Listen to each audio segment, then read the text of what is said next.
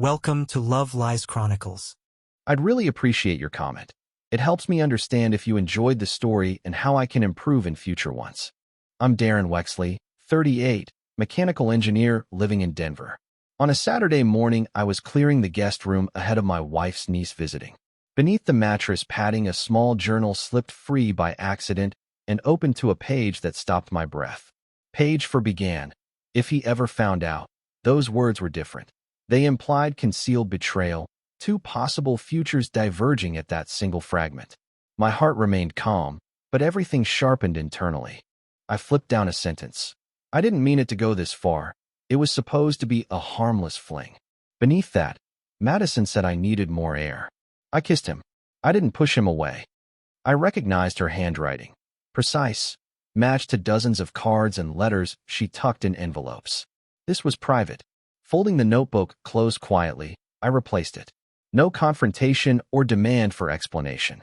I walked downstairs and poured coffee in silence, watching the steam rise slowly before sipping. That phrase echoed. If he ever found out, it forced haunting echo in my mind. When, not if. She came home later, renewed energy in her step, yoga mat over shoulder. She hugged me, warmed me with tinted perfume, and asked about dinner plans. I mentioned grabbing Thai from around the corner. She smiled and turned on the kettle. On the couch, she seemed present. But inside, I already cataloged deviation, random errands, emails sent at midnight, late rainstorms from the hospital. She hadn't been scheduled to work. That evening, I sat beside her during a show I'd enjoyed alone. A simple gesture to suggest stability. I didn't ask about the journal. I watched her face. The slight tension at her jaw, the avoidance when my thigh rested near hers, the shift in perfume pattern, all things layered. Sunday morning, I tossed scraps of trash from our calendar entries into my work bag. A flight reservation she might have made for herself, messages arranged with Madison referring to we and wine. I logged into our router's interface and scanned the device register. An anonymous iPhone appeared at 2:16 a.m., 3 nights earlier. Label, MJ Safe. That was enough to make me believe she was welcoming someone into our apartment. Mental notes made. This was no accident. Then I joined our home security app. Gallery empty. Cameras offline that same night. Motion logs revealed no data. The system had been disabled manually. Only 2 people know that access code. She might explain it away later, but without recording, every denial would echo hollow. I spent Monday like usual, workshop, coffee, physics calculations, but my mind wandered. I rechecked router logs twice in between client calls. I drooled over spreadsheets and technical diagrams, but guilt hummed in every email notification. In the afternoon, I watched her prefacing innocence via phone selfie and tossed compliments back like offering sugar to escape guilt. She soaked them up too quickly. Later, I asked about Madison again, softly, accurately, emotionally neutral. She blinked, paused, and said Madison was just a friend from a conference. I nodded, offered a sandwich. She volunteered details about her evening. I listened, made neutral comments, asked about convenience of the coffee shop where she'd ordered takeout. She told me it was near home. Conversation felt scripted. Tuesday, I woke early and filed an export of auto uploads from our cloud. I created a hidden folder on my drive labeled Backup Secure. Nestled there, photographs, invoices, bank PDFs, digital location snapshots.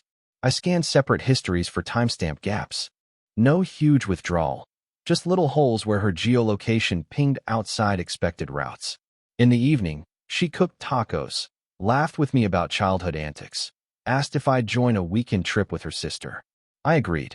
Every phrase she spoke followed her plan. She asked if I was okay. I said yes. At midnight, her phone buzzed. I watched in the dark. Then I turned off the lamp. I fell asleep with one thought. I already know something's wrong, and I intend to catch what follows. That morning, she hugged me for a meeting I didn't attend because I refused to explain why I canceled. She asked why I seemed distant. I smiled and told her work was exhausting. She eyed me for a moment, but said she'd pick up dinner. I accepted and left without suspicion. I carried her words with me. If he ever found out, I didn't think of confrontation. I thought of alignment of opportunity, preparation, and exposure. She believed I was naive. I believed he who watches learns details, patterns, schedules, secrets. By Friday, Everything stands waiting. I've tracked behavior, logged changes, preserved backups. I've built questions she'll never predict. She thinks she played her cards well. She hasn't realized someone is quietly stacking them, one scenario at a time. Because I found the first clue. And that's enough until evidence follows. The following week passed under polished smiles and steady calculations. I watched her more than I interacted with her. Our conversations turned brief, but I adjusted my tone to sound interested. She leaned into small talk and asked fewer questions of depth, which only confirmed my suspicion that she felt safer when I stayed shallow. She left Wednesday morning with the confidence of someone unexamined. Claimed to have a late shift swap and a quick dinner with her friend Madison afterward. I nodded, offered to cook when she returned. She kissed me softly before leaving. Her tone betrayed no guilt, but her eyes avoided mine in the hallway mirror. Once the door clicked behind her, I returned to the hidden folder I'd expanded on my work laptop. I'd already saved a screenshot of that mysterious iPhone reappearing in our router's access logs again. This time at 9:37 p.m. the night before. Same MAC address. Same concealed label, MJ Safe. Still nothing from the main camera system. She'd shut them down again. This pattern wasn't erratic. It was structured, planned, and repeatable. Everything she was doing hinted at rehearsed concealment. So I moved from observation to action. That morning, I ordered a compact security device, motion-triggered, disguised inside a digital clock frame, fully autonomous with wireless connection and a backup battery power source. Delivery arrived next day, discreet packaging. While she scrolled beside me on the couch, I excused myself and installed it behind a line of books in the living room.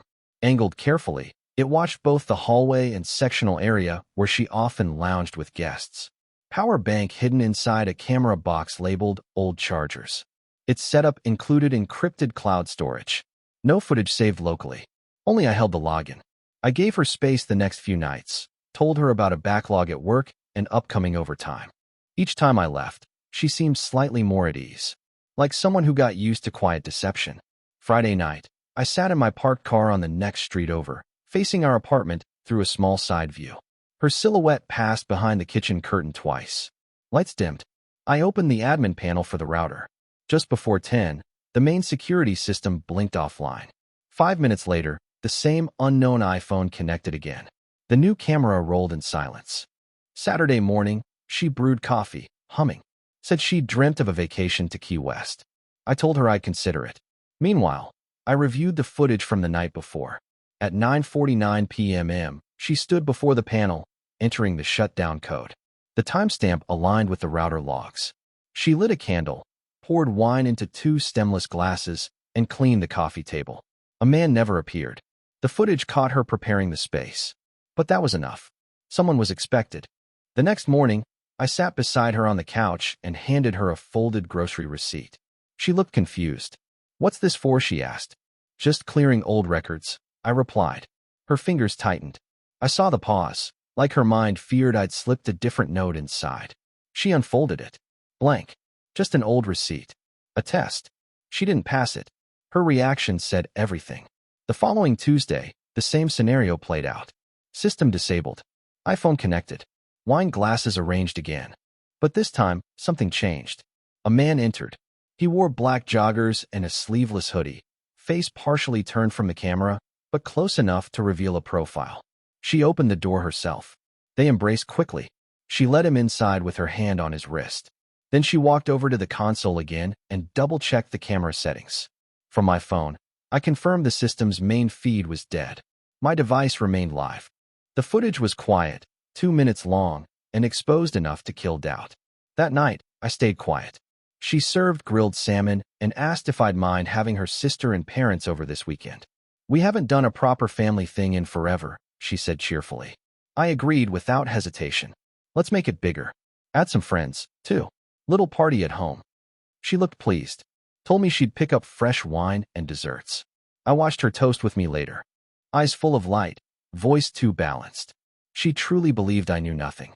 The video backed itself up in 4 separate places that evening. 2 cloud drives. 1 USB. 1 locked archive on a private server. When she went to bed early, I stayed awake under the soft flicker of my laptop screen, exporting still frames, selecting timestamps, and preparing a silent 2-minute truth. She thought she controlled the air, but I owned the silence. Friday arrived with surgical precision. She left early for work, humming her usual half-tune in the kitchen while blending a smoothie she barely touched. Her heels echoed down the hallway, and as the front door clicked shut, I moved from the living room to the hallway panel. No emotion, only motion. I changed the security system password. New code. New device pairing. Just in case she planned a remote login. That morning, I received a confirmation text. All clips from the secondary camera had synced across to the private folder I'd titled Documented. I renamed the folder to Event Footage. Then duplicated it to a USB drive, set it beside the espresso machine on my office desk, and logged into my work meeting like any other Friday. She messaged around noon. Short and casual, thinking charcuterie and sparkling wine for tomorrow. You like the fig jam we had last time? I replied, that was perfect. Meanwhile, I finalized an RSVP list of 22. Her sister, parents, 3 cousins, 5 of her friends, 2 of mine. I called in a favor with a colleague who ran AV setups for wedding venues. Told him I needed a projector and speaker combo, portable and sharp. He dropped it off in an unmarked case that evening. By then, she'd already come home and was sitting cross-legged on the floor, sorting through linens and extra cushions. You went big, I said, nodding to the stack of plates and serving trays. She smiled. Felt like the right time. You and I have been good lately. I agreed, passing her a wine bottle I picked up. Her mood glowed. She thought this party would reset things, cast shadows over the past few months. But I wasn't looking to forget. I was building an audience. She handled everything the next day. Cheese layout, music playlist, wine pairings, scented candles placed with obsessive alignment. She even arranged flowers like we were hosting a fundraiser. The projection setup she barely glanced at. I told her it was for a memory reel. I made something for her parents, I said. She loved that. Called me thoughtful. Guests began arriving by 5.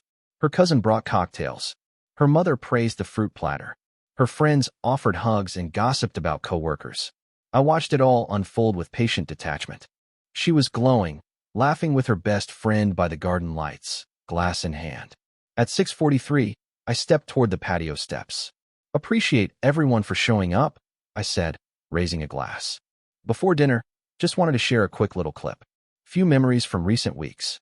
She stood center, eyes full of gratitude, believing she was about to be honored. The footage rolled onto the white drape we'd hung earlier. Silence fell across the yard. Timestamp, Tuesday night, 9:48 p.m. She entered the frame, disarmed the system, walked to the wine rack. 2 glasses poured. 3 minutes later, a man entered. Brief greeting, close embrace. Their chemistry was automatic, a routine polished over time. Gasps echoed. Her sister's drink lowered slowly. Her mother's brows tightened. The projection flickered, then faded to black. I turned toward her. She stared forward, lips parted, pale creeping beneath her blush. Her glass tilted slightly in her grip. For the first time in weeks, she was truly speechless. Do you want to explain it to them? I asked, or shall I? She stuttered something soft. I didn't lean in to catch it. People began dispersing without a word. Some walked quickly. Some shook their heads. Her best friend turned and whispered something before heading to the driveway. She stepped toward me, hands slightly raised, like physical nearness would reset the room. I don't know what that was, she started. I cut in. Tuesday, 9:52 p.m. Same guy from last Friday. Same shutdown of the system. Same phone showing up on the router. She stepped back like I'd pushed her. How long have you been? Long enough, I answered. Silence followed. She blinked, glanced around, as if hoping someone would interrupt this moment. No one stayed close. I can explain, she whispered again. I already have everything I need. That's the difference between us. Then I walked past her and headed into the house. Upstairs, I collected the bag I packed earlier. Simple clothes, passport, a separate card. Everything I didn't want her near again. When I came back down, she stood by the dining table, hand on her phone, eyes wide. You're leaving? This place has already emptied itself of meaning. And with that, I stepped out through the front, passing her stunned reflection in the glass. The party ended, but my plan hadn't. By the time the sky dimmed fully and the last car had rolled away, she remained frozen at the edge of the dining room, staring at the doorway I'd passed through. I was already blocks away when she texted, Just 3 words. Come back, please. I didn't answer. The silence between us now had depth. Not the kind that came from a fight or cooling off. It carried finality. Intent. That silence now protected me. She tried again the next morning. This time a call, then a voice note. Soft tone. Breath between phrases like she'd rehearsed it. I'm sorry. I know that looked bad, but you don't know the whole story. I listened once and archived the message. Her version of truth could only twist around what I'd already seen with my own eyes. Any explanation now existed to salvage her image, not the bond she cracked. By Monday, her messages gained urgency. One came through with a photo from our early years, she in my jacket, me holding her hand at a county fair. She typed beneath it, "We were real. Don't erase us." I had already changed the passwords on every shared account, pulled my direct deposit into a separate bank, and moved the remainder of my valuables into a storage locker 12 miles away. The rest, furniture, decor, photographs, were hers to drown in. On Tuesday, her mother called me. First time in years, she used my number directly. Her voice stayed low, layered with forced calm. We had no idea. She's been a mess. Maybe this was all a misunderstanding. I asked if she wanted the full video file. She paused, then whispered, "No, I believe what I saw." That same day, I received a message from one of her close friends. No greeting. Just, "I didn't know she was doing this. I'm sorry." The social circle she'd built with polished grace began to bend inward. Whispers formed cracks. Her friends stopped reposting photos of their girls' brunches. Her sister locked her own profile after dropping a single line on her timeline. Loyalty means you don't play both sides. She texted again that night. "You've made your point. I'm humiliated. I've lost everyone. Please let me fix this." I didn't reply. Thursday she emailed. The subject read, "Closure?" The body held 8 paragraphs, each carefully formatted, emotionally balanced, full of reasons, half apologies, and sentimental loops about how she'd felt lost, pressured, distant from herself. Somewhere in paragraph 4, she wrote, "It wasn't about him. It was about feeling seen. I thought I could control it." I saved the file under a folder labeled Spin, then logged out of the email altogether. By Friday, her efforts changed tone. A courier arrived at my temporary address with a gift bag. Inside, a journal, the same leather-bound kind she once kept under the mattress. This one clean, new, untouched. Attached, a note in her handwriting. "Start over. Write something better. I'll wait." She misunderstood again. This wasn't a story to rewrite. This was the final chapter she authored herself, and I simply closed the book on it. Her last attempt came from a blocked number. A voicemail. Tearful. Angry. "You blindsided me. You made a circus out of our private issues. You wanted revenge, not answers." Then a pause.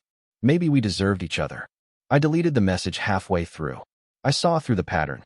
Her confession wasn't for me. It was theater for everyone she hadn't already lost.